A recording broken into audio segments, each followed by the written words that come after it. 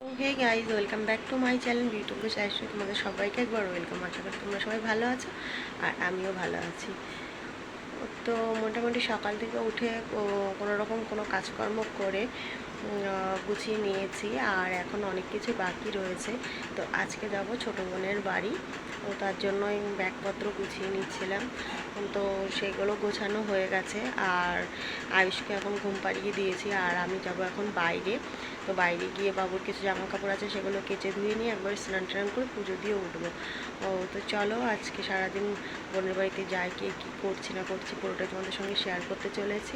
তো ভিডিওটা দেখতে থাকি। এই যে বড় বাবু এখানে শুয়ে শুয়ে দেখো কি করছে, আর এই যে ছোট মহারাজ ঘুমাচ্ছে। কত যুদ্ধ করে এখন ঘুমানো, সেই ভোর 4:30 উঠেছে আর এখন ঘুমিয়ে পড়ল। তো গাইস, আমরা সবাই হয়ে গেছে এখন রেডি, আর বাইরে আমাদের টোটো দাঁড়িয়ে হয়েছে। তো যাওয়া যাক এখন।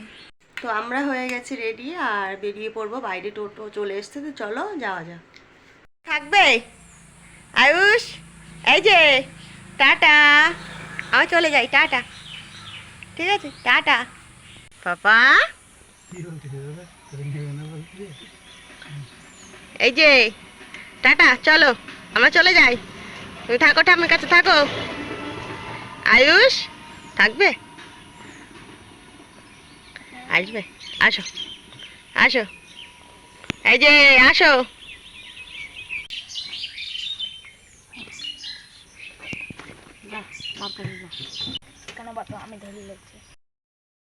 তো ফাইনালি আয়ুষের ঠাম্মিকে টাটা করে দিয়ে আমরা বেরিয়ে পড়েছি বোনের বাড়ি যাওয়ার উদ্দেশ্যে। আর এই যে আমার ছোটো বাবু গাড়ি বাসে উঠলে আর তার মুখে একটুও কথা নেই, পা দুলিয়ে দুলিয়ে খেলছে।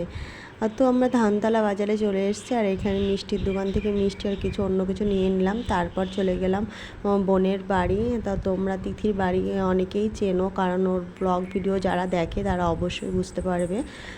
তো এসে দেখি এখানে আমার কুট্টি মা বসে আছে, ওদের বাড়ির পাশে একটা ছেলের সঙ্গে খেলা করছিল, মানে ওটা দাদা হয় মনে হয়। তো মাইমা এখানে রান্নাবান্নার জোগাড় দিচ্ছে, মানে কাটাকুটি করছিল। আর এই যে পাশের বাড়ি দয়া মাসি, আর এটা দয়া মাসির নাতি ছিল।